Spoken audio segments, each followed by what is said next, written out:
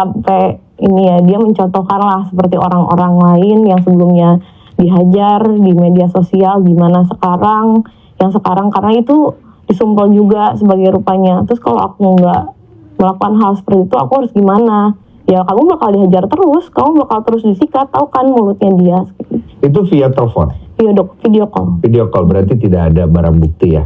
Obrolan ada itu. Saksi sih, di situ kan asisten Saksi aku aja. yang kasih, terus dia juga mendengar karena kalau video call kan nggak kerekam. kedengaran Soalnya zaman suaranya. sekarang pada main rekam-rekaman kan? Iya. Kan dari kasus ini keluar udah rekaman keluar semua tuh rekaman benar. siapa lah, rekaman siapa keluar kan? Ya makanya waktu itu kan semenjak itu pada saat pulang aku cerita sama suami aku. Tadi teleponan bla bla bla. Wah kok gitu sih sarannya, kata suami aku. Terus kata suami aku, ya udah kalau misalkan nanti telepon dia telepon lagi, kamu harus di samping aku, gitu, supaya aku bisa jaga. Takutnya ada hal. Bukan bisa jaga, lu yang nelpon, suaminya ngerekam, iya kan? Iya kan? Takutnya. Apa yang tidak diinginkan. Berarti aku persingkat karena kita udah tahu sampai di situ. Akhirnya dia menyarankan menghubungi Mail. Iya, dia menyarankan untuk menghubungi Mail. Terus aku bilang, kenapa aku harus menghubungi Mail? Aku nggak ada kepentingan apa-apa. Aku nggak ada masalah. Aku nggak ada apa-apa. Karena aku nggak ngerasa punya masalah sama Nikita gitu. Tapi ya aku terus-terusan karena setelah video call pun aku ditelepon lagi. Jangan lupa ya hubungi Mail gitu. Terus aku bilang, aku ngomong apa? Aku nggak ngerti gimana caranya. Terus dia bilang, katanya ya udah nanti aku telepon. Terus dia telepon lah conference bertiga. Gitu pas pada saat conference bertiga. Siapa yang udah menonton podcast ini? Siapa yang udah nonton podcast ini langsung dari layar HP kalian?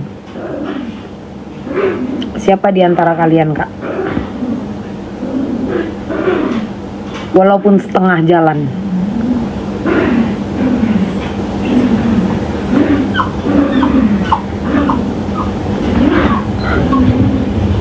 Itu telepon.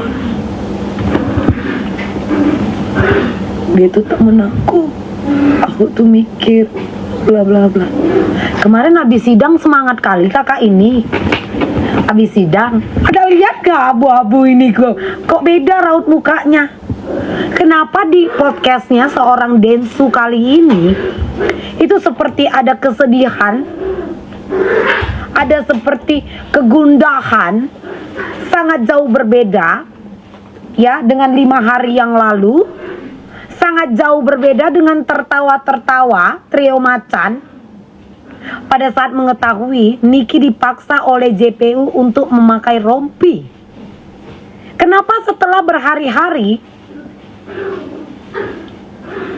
ada raut-raut kesedihan yang dimana ini seperti ada kebingungan. Harus fokus menjaga raut wajah tetap sedih, harus fokus menghafal alur supaya cerita ini bisa terbentuk, kebohongan ini yang direncanakan bisa dipahami. Hah? Ini dia bingung ini. Mau fokus dengan karangan bebas atau fokus dengan muka yang sedih. Kemarin ketawa-ketawa. Iya enggak? Lihat enggak? Kutanya kalian, kenapa ini beda? Enggak, aku kalau salah kalian salahkan, Kak. Kemarin ketawa-ketawa enggak? Buat Viti enggak? Yang gue takut, apa itu Kak Viti? Gue takut, gue enggak takut. Terus ketawa tidur-tidur.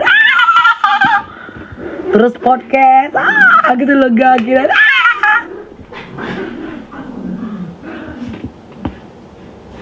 Aku mengharapkan jujur aja ya Kak raut wajah di podcast ini. Ini ya Kak ya, ini aku ya Kak ya, ini aku adalah penonton, aku adalah netizen. Aku berharap dia duduk tegak, tidak seperti tidak. Walaupun ini ya acaranya santai, tapi duduk tegak. Saya adalah dokter. Saya dokter kecantikan yang memiliki banyak klinik di beberapa provinsi di Indonesia. Saya sudah menjalankan tugas saya. Namun, dengan tersandung kasus yang sedang berjalan sekarang, saya mendapatkan kerugian. Saya dibully, usaha saya diacak-acak. Itu yang aku harapkan, ketegasan. Bukan menjual kisah. Aku mengharapkan, saya dokter, saya memiliki pasien, saya berjualan live pun saya terganggu. Ketegasan, bos. Ngerti gak kak maksudku kak? Ngerti gak kak? Hah? Kredibilitas saya bersekolah, saya membangun usaha saya. Jadi saya begini.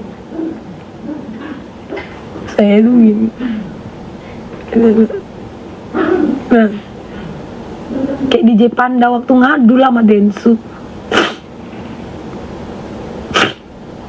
Agus! Gak habis pikir Dede. Dokter Oki tersebut mencontohkan. Enggak, salah nggak aku kak? Aku tanya lah kalian. Ini kan mempertahankan kredibilitasmu dengan karyawan yang 600 lebih kan? Bener nggak kak? Bener nggak kak? Ini kredibilitas. Ketegasanmu untuk menjaga marwah profesimu, pekerjaanmu, dan usahamu. Memang betul kau adalah seorang korban di sini karena kau adalah pelapor. Tapi kok lembek? Yang di dalam sel itu yang sedang ditahan itu Nikita, bukan dia. Ini kan mempertahankan marwah ini kan ceritanya kan kak. Marwah ini kan. Awak yang bukan dokter aja difitnah tegak lurus gini berdiri. Tegak lurus duduk gini kak. Buktikan ketegasannya itu loh. Gak ada. Ini belum ada seperempat loh ini kita tonton kak. Ini udah gak betul. Ini belum ada setengah jalan. Seperempat dari podcast ini pun belum kita tonton. Sebaiknya ini kita sudahi. Cocok? Udah gak betul ini kak. Ini udah gak betul. Oknum dengan nama Nikita, teman dari 2017, tiba-tiba Dokter Oki. Ini gak betul. Jadi alangkah baiknya kita sudahi saja. Ya sayang ya.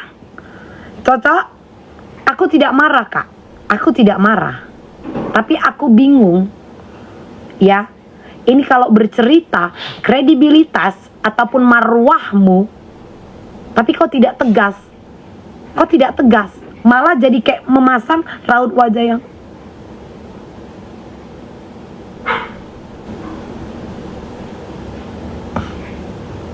dituntut gak sih ini aku nanti sama si Reja?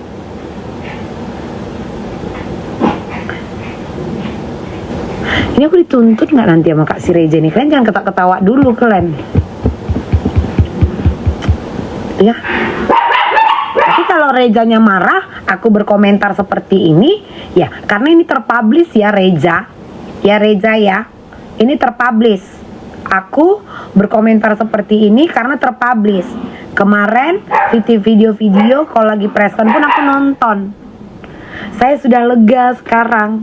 Nah, ini nyumput dalam kuali pas habis nonton podcast, nggak ikutan, dia banyak duit. Hah? Emang yang punya duit banyak itu harus ditakuti? Bukankah kita semuanya sama di mata Tuhan? Arti kata takut karena dia banyak duit ini apa kak?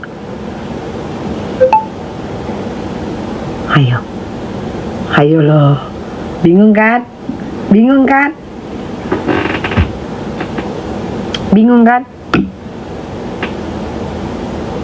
Ayo mau sampai kapan kamu dihajar? Ini kamu nggak live loh 99, 10, 10, 11, 11. Kamu mau sampai kapan kamu nggak live dihajar? Aku tahu ya dokter Oki mungkin sebagai, aku ngerasa di situ dia ngasih solusi gitu. Aku tahu banget kamu pasti pengen banget jualan lagi, aku pasti pengen banget live lagi, pasien-pasien kamu nungguin, tapi kalau kamu diajar terus nggak akan selesai. Makanya kamu hubungi sama Nikita, nanti Nikita akan menjembatani sama Doktif. Itu pada saat conference call bertiga. Iya. Kamu, Dokter O sama si Mail ya. Iya. Nah terus di situ Mailnya cuma jawab, iya ayo dok cus. Nah pada saat sudah conference telepon bertiga itu, Oki chat lagi, teh jangan lupa ya hubungi Mail karena dia itu adalah penggantinya Nikita. Oke. Kamu merasanya apa saat itu? Takutan, karena itu hampir setiap hari aku terus-terusan di live di media sosial dibilang dokter penipu, dokter abal-abal. Yang aku takutin karena kredibilitas aku ini sebagai dokter kan. Dan aku ini dokter. Kenapa sih bahasa lu kredibilitas mulu, ya Allah? Kenapa nggak lu bilang marwah gue sebagai seorang dokter? Marwah, masih banyak kosakata lain. Kenapa sih di penghafalan lu cuman kredibilitas mulu? Ada banyak kosakata lain, ya Allah.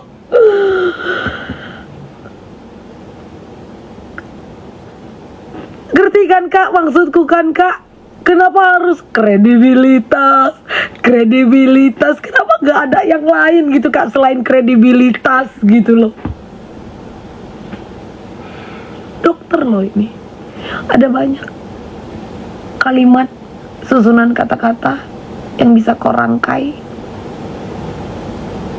Bukan yang itu aja. Gitu loh kak, ngerti nggak maksudku kak? Paham nggak kak maksudku kak? Aku tuh maksudnya gini loh kak,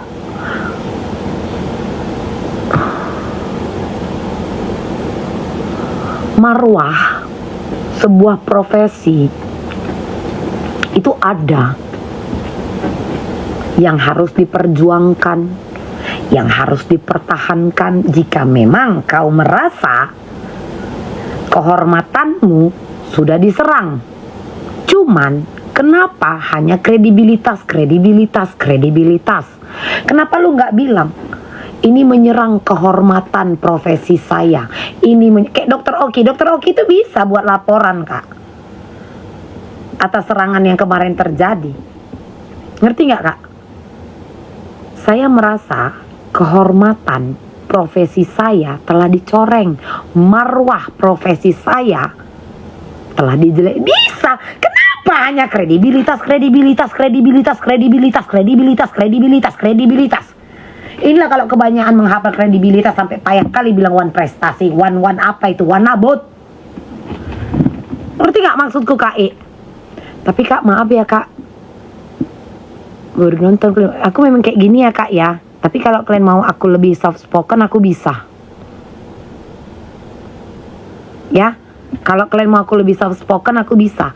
Tapi aku harapkan kalian sudah mengerti apa maksud dan tujuanku. Ini kita melihat atas apa yang sedang dipertontonkan, atas apa yang sedang dipublish. Jadi jika ada kata-kata ataupun kalimat yang tidak disukai oleh objek podcast ini, nikmati aja sayang. Kenapa kau publish? Kecantikan yang mungkin orang, ya masa sih dokternya mukanya dempulan, masa dokternya kulitnya abu-abu, masa dokternya beruntusan, gimana produknya, kalau misalkan dokternya aja nggak bisa ngerawat diri, terus dibilang dokter penipu. Walaupun yang jual skincare dokter, jangan percaya dia. Buktinya dari BPOM rilis loh. Dari ini sedih kak, ini sedih. Aku kalau sedih kayak gini, Kenapa tidak terima? Sementara BPOM rilis untuk yang kedua kali kan itu kan kak, pemberitahuan itu. Ternyata di awal 2024 itu sudah ada pencabutan, ataupun maaf bukan pencabutan, sudah ada pemberitahuan bahwa tidak ada BPOM-nya. Betul? Apakah itu bukan tindak penipuan? Hah? Iya kan? Kenapa dia menolak? BPOM rilis ulang, posting ulang. Turunlah Jakarta, ya Allah. Pakai helikopter dia, Pi. Helipadnya buat di rumah Pak RT aja. Mau turun anakku. Masyarakat. Oke, berarti kredibilitasnya yang kamu takut ya? Ya. Bukan karena asumsi masyarakat bahwa produkmu yang kamu takutin. Jadi sebenarnya aku tidak takut akan produk karena produk aku memang nggak ada kenapa-kenapa, dan aku pun dari 2013 loh aku merintis semua ini, bukan tiba-tiba semenjak ada e-commerce aku tiba-tiba jualan sebagai rupa. Aku dari 2013 dan aku ini praktisi, dan aku melakukan ini karena memang aku suka dan aku biasa trial ke diri aku sendiri, terus aku pengen orang lain juga rasain yang aku pakai. Aku nggak rasa ketakutan akan produk, tapi giringan opininya yang akan selalu menghancurkan kredibilitas aku. Jadi Giringan opini apa yang kamu paling takutin di situ terhadap produk? dokter penipu. Dokter penipu? Ya. Penipu karena produknya nipu? Karena dokter penipu karena produknya katanya bukan hanya produk.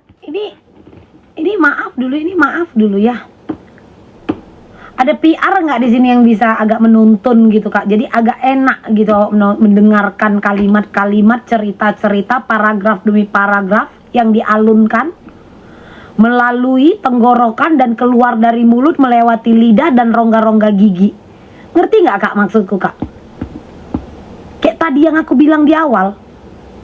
Ngerti nggak Kak maksudku Kak? Bisa nggak yang lebih bermarwah lagi nih cerita-cerita yang dibentuk ini disampaikan biar nyampe gitu? Karena aku ini kan rakyat-rakyat biasa gitu kan.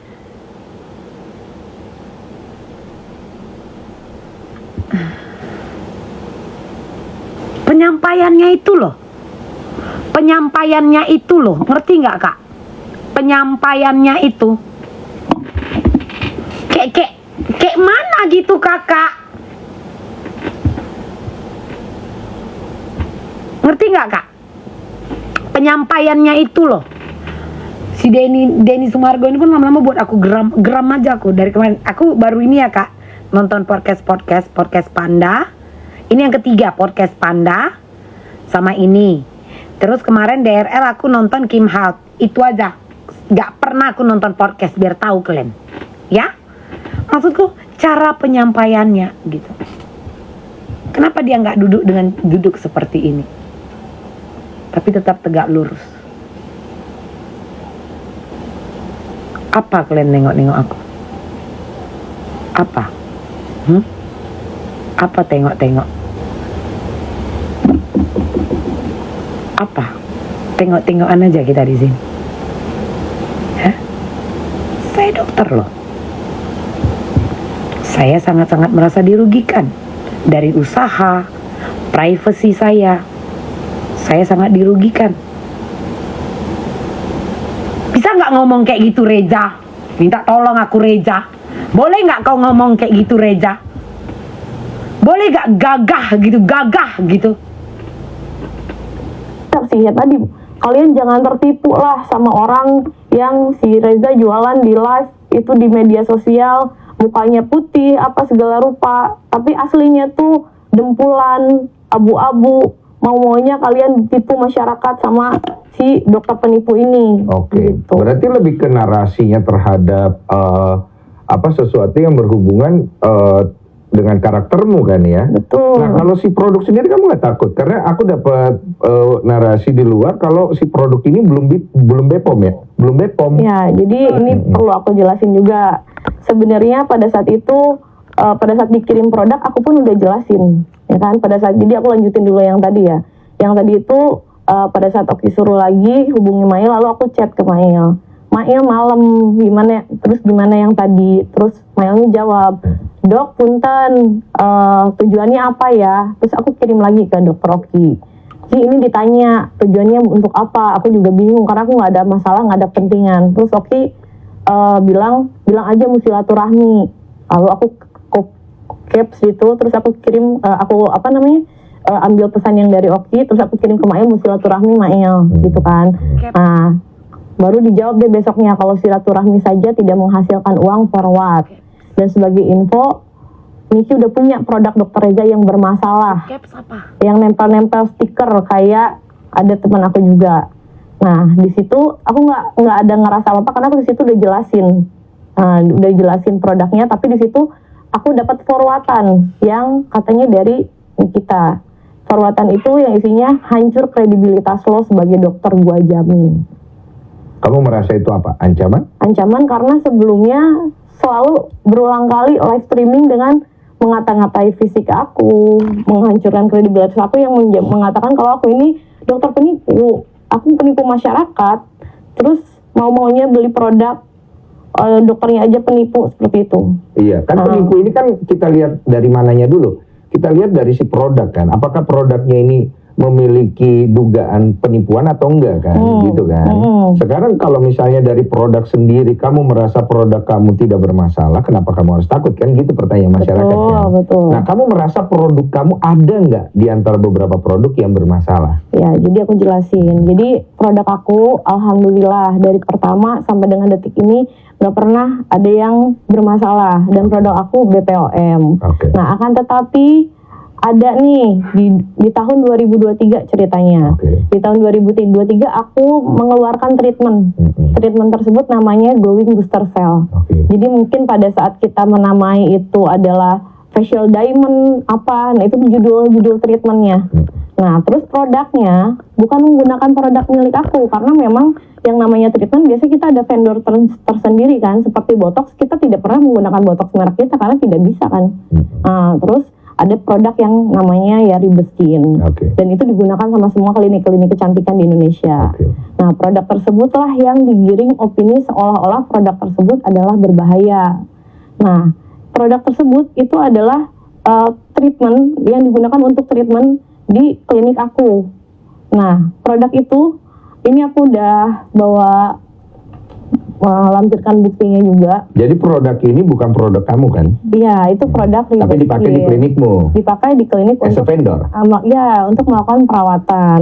Dan di sini aku punya datanya. Jadi nanti aku jelasin, tapi aku mau memperlihatkan dulu. Ini ada jarumnya, ini mempunyai izin Kemenkes. Oh, yang dipermasalahkan tentang yang berjarum ini ya. Yang diduga belum ada izin dari Kemenkesnya. Harusnya ada kan? Ini sudah ada izin Kemenkesnya sudah sebelumnya. Ada sekarang atau sudah dari waktu itu? Sudah dari dulu, sudah dari izin Kemenkesnya. Udah ada. Ini izin Kemenkesnya, dan itu jarumnya pun jarum superficial, bukan jarum yang suntik ngambil darah, bukan. Nah, ini Jakarta 4 Januari 2022. Ini semuanya kelengkapannya. Ini ada 19 needle. Oh, jadi artinya kamu ingin memberitahu kepada masyarakat produk yang dipermasalahkan yang ada needlesnya ini sudah ada izinnya. Iya, tapi nanti aku ceritain sebelum dicabut oleh BPOM. Kan aku berjualan treatment tersebut di 2023. Nah, terus setelah itu BPOM merilis di November 2024 dicabut. Iya. Kenapa dicabut? Nah, aku nggak ngerti kenapa dicabut, cuman aku baca, tapi aku tidak berjualan di bulan Mei. Jadi pada saat aku melihat narasi BPOM yang produk tersebut tayang, oh untung kita udah nggak. Narasi BPOM mengeluarkan hasil, kok dibilang narasi? Cemananya ini? BPOM mengeluarkan pemberitahuan, kok dibilang narasi? Astagfirullah.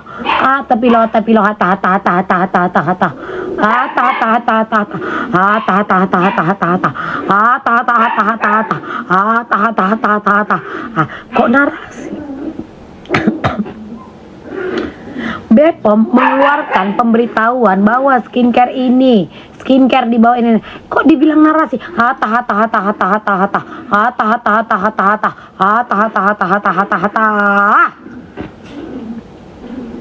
Keluarin lagi, tapi kita nggak tanya kenapa, dan karena kita udah nggak beli lagi ke vendor tersebut, jadi aku nggak mempertanyakan itu. Walaupun sebenarnya ada izinnya. Ada izinnya. Itu kan jadi pertanyaan masyarakat kan pastinya. Nah, kalau tidak salah waktu itu ada rame-rame yang adalah dokter juga yang pernah duduk sini. Gitu. Nah, mungkin karena itu, tapi aku kurang paham karena aku nggak tahu pastinya. Iya. Nah, ini jarumnya. Terus setelah itu juga kelengkapannya itu lengkap lah menurut versi kamu kan, makanya kamu bawa barang bukti ini gitu. Betul. Untuk menjawab tentang tuduhan mengenai si produk yang memiliki jarum ini. Betul. Kan? Itu kan jarumnya udah apa namanya sudah ada izinnya. Izin. Kalau BPOM-nya mana ya? Walaupun orang tetap bernarasi bahwa itu produk belum ada izin, begitu kan ya? Ya, dan berbahaya. Ini aku juga ngambil dari Kemenkes sih. Oke, oke. Kan biasanya kalau kita ada vendor, mana BPOM-nya, mana Kemenkesnya, baru kita pakai di klinik Oke, biasanya. berarti sudah ada izin dari Kemenkesnya, ada izin dari BPOM-nya. Nah, permasalahan yang dipermasalahkan di produk kamu di pengadilan itu yang dibilang tidak ber-BPOM itu yang mana? Nah, mana BPOM-nya? Sebentar ya.